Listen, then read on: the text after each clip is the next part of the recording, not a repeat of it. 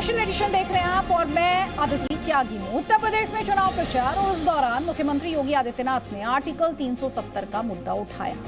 उन्होंने कहा कि आतंक की जड़ 370 थी, जिसे खत्म कर बीजेपी ने कश्मीर में आतंकवाद को कुचल दिया। अब आंकड़ों के माध्यम से अगर हम आपको बताएं कि किस तरह से आर्टिकल 370 को खत्म करने के बाद आतंक पर लगाम कसी गई है, तो ये दावा स्ट्रॉन्ग दिखाई देता है। आज कश्मीर रेंज के आईजी ने कहा कि कश्मीर में अब 200 से भी कम सक्रिय आतंकी बचे हैं। लेकिन उत्तर प्रदेश के चुनाव में आर्टिकल 370 का क्या काम है, ये सवाल विपक्षी दल पूछ रहे हैं। वो इसे चुनावी बयान बता रहे हैं और योगी आदित्यनाथ पर निशाना भी साध रहे हैं। और इसीलिए तालटॉक के स्पेशल एडिशन इसी सवाल के साथ, क्या यूपी चुनाव में अब 370 की अनुच्छेद 370 की एंट्री हो गई है? आतंक बहाना है, क्या चुनावों पर निशाना है? और 370 खत्म तो क्या कश्मीर में आतंक भी खत्म? कई खास मेहमान हमारे साथ हैं, आपको बता देते हैं। प्रेम शुक्ला हमारे साथ बीजेपी का पक्ष रखने के लिए हैं, सैफुद्दीन सोज कांग्रेस पार्टी का पक्ष रखने के लिए हैं, नीलोफर मसूद नेशनल कॉन्फ्रेंस का पक्ष रखने के लिए, और हमारे साथ लेफ्टिनेंट जनरल संजय कुलकर्णी है डिफेंस एक्सपर्ट के तौर पर। आप सभी का बहुत बहुत स्वागत है। लेकिन प्रेम शुक्ला जी, पहला सवाल आपसे है सर, और सवाल यह है, उत्तर प्रदेश में चुनाव, अनुच्छेद 370 का उत्तर प्रदेश के चुनाव में क्या काम, जो आपके विपक्षी दल पूछ रहे हैं, आपके विरोधी पूछ रहे हैं? अनुच्छेद नहीं पूछने दीजिए, उसका बहुत अच्छा उत्तर है। अनुच्छेद 370 राष्ट्रीय सुरक्षा का मुद्दा रहा।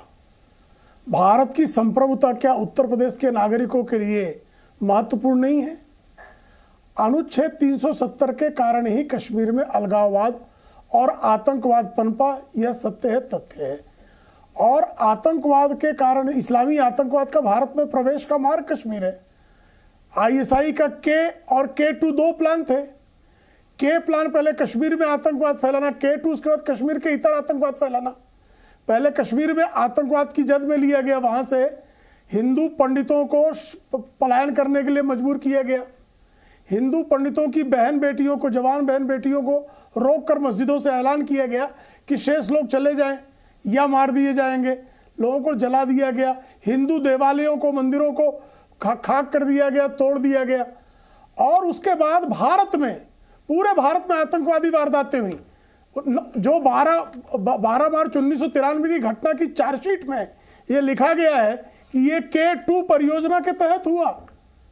इस्लामी आतंकवाद उसके बाहर निकला। और जब आज हमने कश्मीर में भी आतंकवाद की कमर को अनुच्छेद 370 के संशोधन के माध्यम से रोक दिया है, तो क्या देश में आप देख रहे हैं कहीं कि दिल्ली हाईकोर्ट बम फट रहा है, संकट मोचन पे बम फट रहा है, रघुनाथ मंदिर पे हमला हो रहा है, अक्षरधाम पर हमला हो रहा है, संसद पर हमला हो रहा है, कहीं पर भी सुरक्षा नहीं है।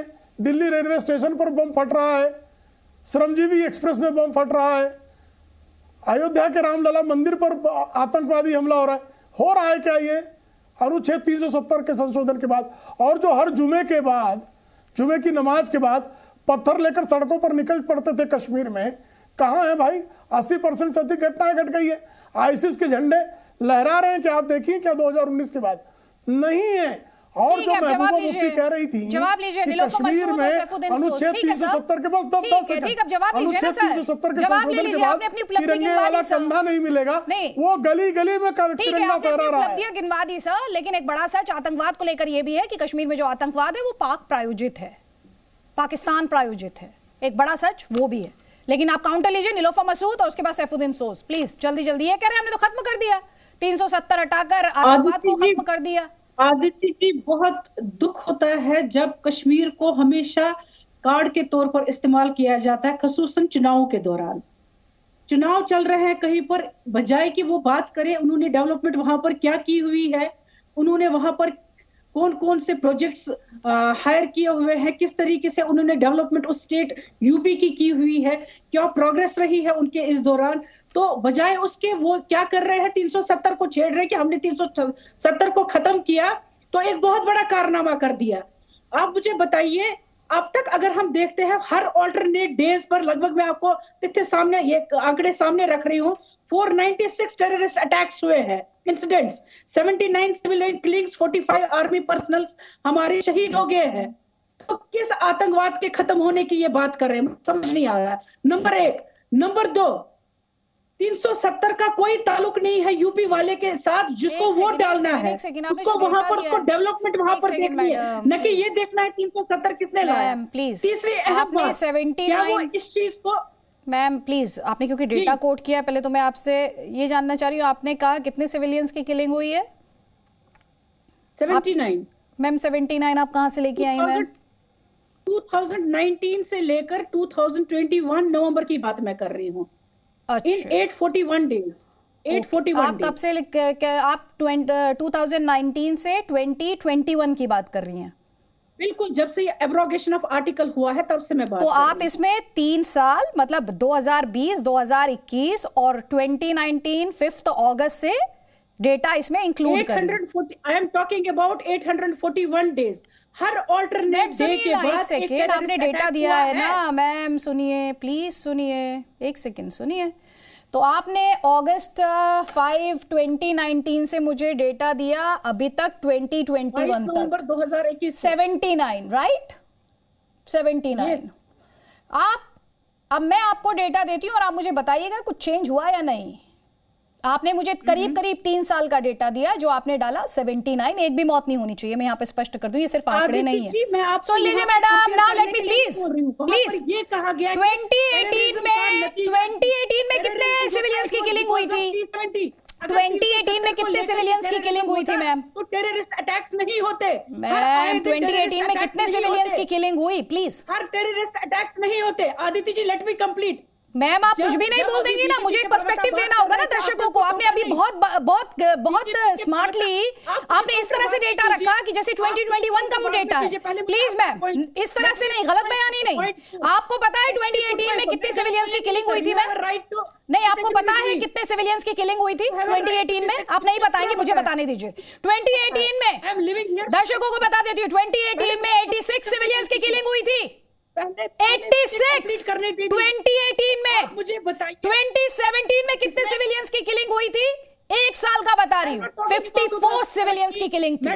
तो 2017 में 54 सिविलियंस की किलिंग, 2018 में 86 सिविलियंस की किलिंग। और मैम ने, क्योंकि आपने ब्रेकअप नहीं दिया, मैं आपको देती हूँ 2019। Ma'am, if you are going to shout at me like that, if you are going to shout at me like that, you are not going to serve the, like you are not going to help anyone. I'm sorry.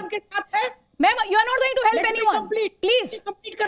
आप ma'am complete मेरे ऊपर चिल्लाकर नहीं करेंगी ना ma'am. अगर data है तो ठीक तरीके से रखा जाएगा, या तो आप डेटा मत यूज कीजिए, आप या तो डेटा यूज मत कीजिए तो पूरी साफगोई के साथ यूज कीजिए, स्पष्टता के साथ बात कीजिए। आप बातों को घुमाने की कोशिश मत कीजिए, बातों को मत घुमाइए। आपने 3 साल का डेटा गिनाया कि 79 सिविलियंस की मौत हुई, और 2018 आप भूल गए जब एक साल में 86 लोगों की मौत हो गई, 86 सिविलियंस को मार दिया गया। और आपके हिसाब से इंप्रूवमेंट नहीं है?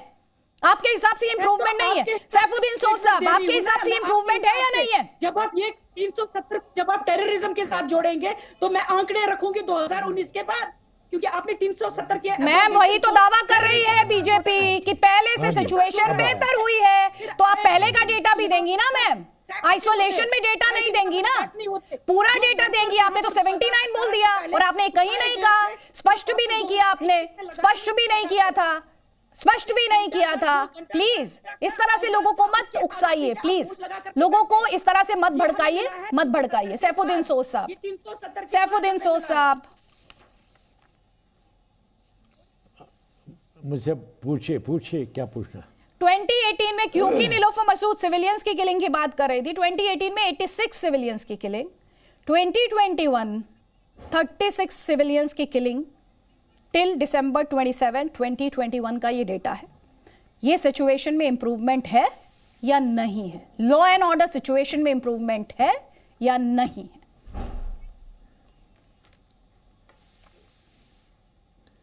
देखिए, एक बात है, ये आंकड़े बता रहे हैं आप, मुझे इनमें दिलचस्पी नहीं है। सवाल ये है कि 370 को हटाकर बीजेपी ने, मोदी जी के इन चेलों ने क्या हासिल किया। इसका एक ही हुसूलियाबी है कि जम्मू कश्मीर के लोग बेइंतहा नाराज़ हैं। उनका कल्बो जिगर, उनका जहन नाराज़गी से भर गया है। अब चाहे मोदी जी या उनके चेले बोलते रहेंगे तो ये एक ऐसा प्रोपेगेंडा है जिसमें गोबेल्स भी पीछे रह गया। इसका हम क्या जवाब दे सकते हैं? 370 के बाद जम्मू कश्मीर के भारी अक्सरियत नाराज़ है और पहली बार दिल्ली के साथ जो यूनियन का रिश्ता होता है वो रिश्ता कमज़ोर हो गया है और इसका अगले ज़माने में पता चलेगा। और ये दौर जो है झूठ और मकारी और जानबूझकर दिलों को तकलीफ पहुंचाने के लिए याद रहेगा। और ये महात्मा गांधी का रास्ता नहीं है जिसमें रोशनी नज़र आएगी, दिल जुट जाएंगे। ये मुझे कहना है 370 के ख़त्म करने के बाद ये डफली बजाते हैं दिल्ली में और दुनिया को कहते हैं और सब झूठ बोलते हैं। हकाइक दे दीजिए ना, 370 के बाद आपको क्या फ़ायदा हो गया बताओ। मैं तो पार्लियामेंट में बहुत रह चुका हूँ, मेरे पास आंकड़े भी जमा हो सकते हैं। साहब अभी आपने एक बात कही, उससे मुझे बताइए, बहुत तकलीफ हुई। उससे मुझे बहुत तकलीफ हुई। आपने कहा सिविलियंस की मौत को, आपने कहा मुझे आंकड़ों में इंटरेस्ट नहीं है। एक भी सिविलियन की मौत हो वो दुखद है। नहीं सुनिए, एक बात है। नहीं सर, सिविलियन देखिए, आपको जब मर्जी होती है आंकड़ा नहीं होती सर, या आर्मी या पैरा फोर्सेस की मौतों को आप गिनते रहते हैं। मैंने ये कहा कि मुझे आंकड़े में कहां जमा करूंगा, मुझे मोटी बात पता है कि 370 के बाद संवेदनशीलता की जरूरत पड़ती है, खासतौर पर जब हम फोर्सेस की बात कर रहे हों। सर सुनिए मेरी बात, थोड़ी सी संवेदनशीलता होनी चाहिए हमारी सियासत में, क्योंकि मरने वाले सिर्फ आंकड़ा भर नहीं होते हैं। उन मरने वालों के साथ बहुत से सपने जुड़े होते हैं, वो सपने टूटे होते हैं। नहीं आप नहीं सर, ये मैं आपको ये मुझे लगा कि मुझे बताना चाहिए, क्योंकि सियासत अगर ये कहती है कि वो परवाह करती है तो उसे संजीदा होना चाहिए, उसे संवेदनशील भी होना चाहिए, संवेदनशील भी होना चाहिए। सुनिए मैं बताऊंगा आपको, मेरी बात सुनिए। सर अभी आपने कहा झूठ, मक्कारी, सर मैं आप ही से बात कर रही हूँ, मेरा सवाल तो सुन लीजिए सर। हर मौत जो है, सुनो, झूठ, मक्कारी, जानबूझकर दिल को तकलीफ पहुंचाने वाला फैसला, सर कहां से हटा 370? कहां हटा था? नहीं ये आप जोड़ रहे हैं, इस तरह मैंने नहीं कहा। मैं ये कहता हूं कि 370 को कलअदम करने के बाद जम्मू कश्मीर के लोगों की भारी अक्सरियत यूनियन से नाराज है और ये नाराजगी जो है ये बताती है यूनियन और जम्मू कश्मीर के दरमियान जो आईनी रिश्ता था वो कमज़ोर हो गया है।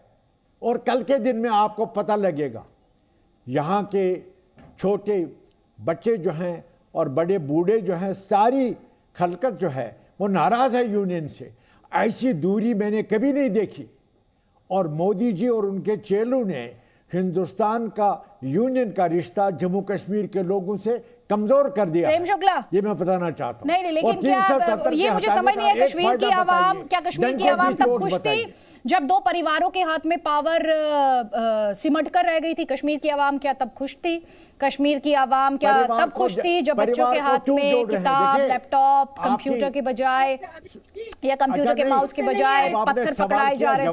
तब क्या आवाम खुश थी? सर आप एक आज मैं एक क्लैरिटी दर्शकों को देना चाहती हूँ, खासतौर पर जो लोग कश्मीर में इस समय ये ब्रॉडकास्ट देख रहे हैं, खुद को सियासत से अलग कर देखना शुरू कीजिए।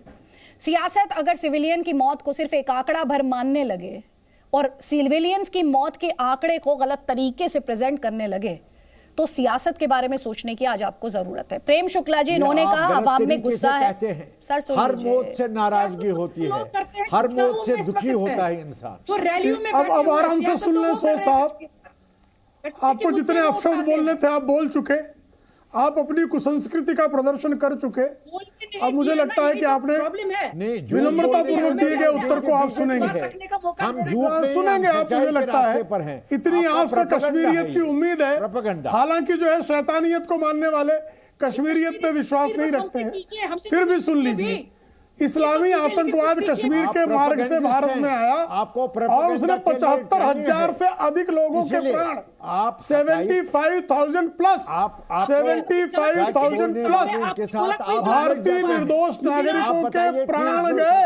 हटाने के बाद अदिति जी हो गया, बताओ। ये शोर मचा रहे हैं, ये विमर्श में मक्कारी कहलाएगी। इनकी भाषा में जो बोल रहे थे ये विपक्ष की मक्कारी कहलाएगी यदि ये जवाब दीजिए सर। आपने कहा, मैंने बहुत सौम्यता से, धैर्य से आपको सुना।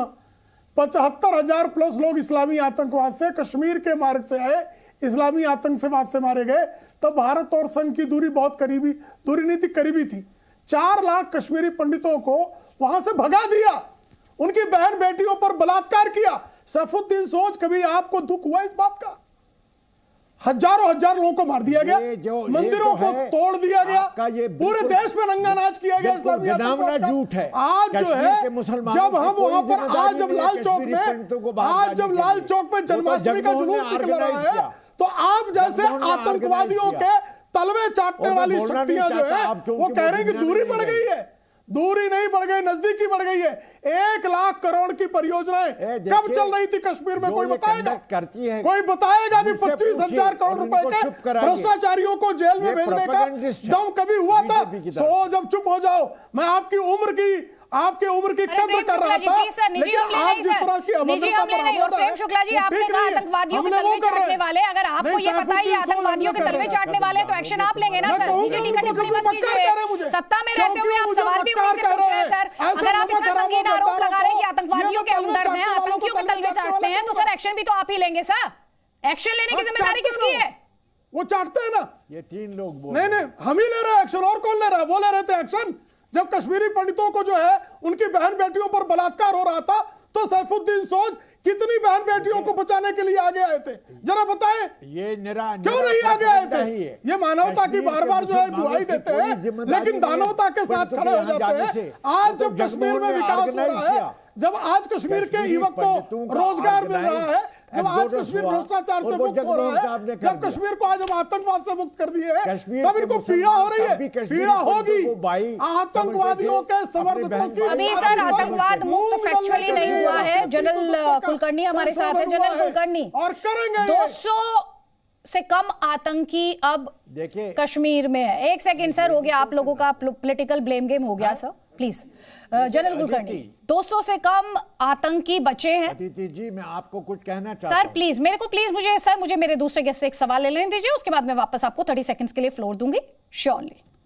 जनरल कुलकर्णी, इस पूरे साल यही कहा गया है कि 200 से कम आतंकी बचे हैं और लगातार ऑपरेशन ऑल आउट जो है वो तेजी से चल रहा है। उससे कुछ महीनों पहले मैं कहूंगी अक्टूबर में मैंने इंटरव्यू किया था एलजी मनोज सिन्हा का। उन्होंने ये कहा था कि हम कश्मीर को आतंक मुक्त करके ही रुकेंगे। उस लिहाज से मौजूदा हालात एक डिफेंस एक्सपर्ट के तौर पर आप कैसे देखते हैं? क्योंकि पॉलिटिकल ब्लेम गेम तो हमारे दर्शकों ने देख लिया। अदिति जी, सबसे पहले तो मैं ये कहूंगा कि जो है उनके साथ मैंने पर क्या है, बहुत रिस्पेक्टेबल आदमी और मैं इज्जत करता हूँ। और दूसरी बात जो है, आपने जो कहा, आप खुद कश्मीर के अंदर जाती हैं, आप खुद वहां से रिपोर्टिंग करते हैं। जरूर मैं कहूंगा आतंक जो है 370 के एप्लीकेशन के पहले भी था, और आज जो आतंक है उसमें जरूर कमी आई है।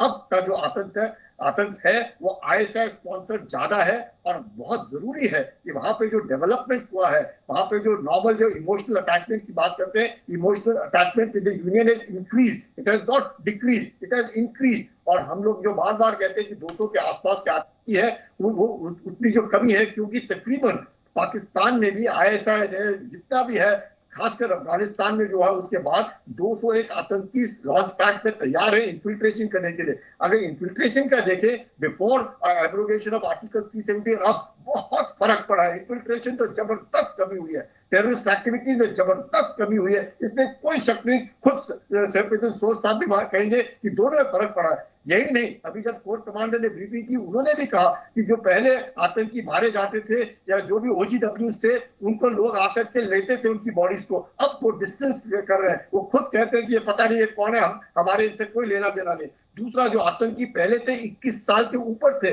अब साल के ऊपर ना होकर 15 और 16 साल की उम्र वाले लड़कों यानी चाइल्ड सोल्जर्स को ये लेने की कोशिश कर रहे हैं। और तीसरी बड़ी बात जो है, डेवलपमेंट जो है बहुत जबरदस्त हुआ है, टूरिज्म में जबरदस्त इजाफा हुआ है। इसमें कोई जरूर मैं कहूंगा पॉलिटिकल पार्टी जो है उनको जबरदस्त झटका लगा है। झटका इसलिए लगा है क्योंकि उनका जो होल्ड था लोगों के ऊपर, चाहे वो कांग्रेस थी, PDP थी, NC थी, जो भी है, उनका होल्ड होने के कारण ये हो रहा है। लेकिन अगर लोगों से 1 to 1 आप बात करेंगे, आप खुद जाती है, आप खुद कहेंगे कि जरूर आतंक कम हुआ है, इसमें कोई शक नहीं। इन्फिल्ट्रेशन कम हुआ है, इसमें कोई शक नहीं। टेररिज्म एक्टिविटीज कम हुई है, इसमें भी कोई शक नहीं। और जरूर ये जो आतंकी है, ये आतंकी ISIS स्पॉन्सर है, और अफगानिस्तान के बाद जो है उसके बाद ये इस तरह कोई बौखलाहट है पाकिस्तान के अंदर, और बौखलाहट पाकिस्तान की, क्योंकि वो चंद एक लोग घाटी के अंदर हैं जो उसकी मानसिकता उनकी तरफ है। उस मानसिकता को अगर रोका, मुझे लगता है हर कश्मीरी को लगना चाहिए कि 370 की क्या जरूरत है, हम सब भारतीय हैं। सैफुद्दीन सोज, ठीक ठीक ठीक सर, मेरे पास समय की कमी है। सैफुद्दीन सोज, देखिए अदिति जी आप सवाल कीजिए, मैं जवाब दूंगा, और मुदाखलत नहीं होनी चाहिए इसमें। मेरी बात सुनिए, बताइए क्या पूछते हैं। सर मैं तो आपको डेटा के माध्यम से, मैं तो आपसे लगातार ही सवाल पूछ रही हूँ। 370 के बारे में पूछना है सर, आपने 370 पर जवाब दे दिया। सुनिए, अगर 370 के बाद क्या, हाँ तो फिर आप पूछिए क्या पूछना है और मुझे मौका दे दीजिए, मेरी बात ना काटिए। सर आप तब से, आपकी बात किसी ने काटी नहीं, आपने जो बात रखी उसी बात को मैंने आगे बढ़ाया है सर। और अगर कहीं पर क्लैरिफिकेशन रिक्वायर्ड है तो वो लिया जाएगा, प्लीज वो मांगा जाएगा। वक्त इतना ही था सर मेरे पास, मुझे इस डिस्कशन को यहीं पर रोकना पड़ेगा। नीलोफर मसूद, सैफुद्दीन सोज, प्रेम शुक्ला जी और जनरल कुलकर्णी, बहुत बहुत शुक्रिया हमारे इस डिस्कशन में शामिल होने के लिए। तो अगर आप आंकड़ों के लिहाज से देखेंगे तो कोई इस बात को झुठला नहीं सकता। अगर आप राजनीतिक चश्मा हटाकर देखेंगे तो लॉ एंड ऑर्डर के लिहाज से जम्मू कश्मीर में हालात जाहिर तौर पर बेहतर हुए हैं। और यहाँ पर हम ये भी कहना चाहते हैं कि अगर हम सुरक्षा के लिहाज से बात कर रहे हैं, कम से कम सुरक्षा पर और लॉ एंड ऑर्डर पर, आपके विकास को लेकर मतभेद हो सकते हैं, लेकिन जब बात सुरक्षा की हो, जब कानून व्यवस्था की हो और बात जम्मू कश्मीर की हो, तो इस पर सियासत नहीं होनी चाहिए। Presenting B News app available on Google Play and App Store. Download it now.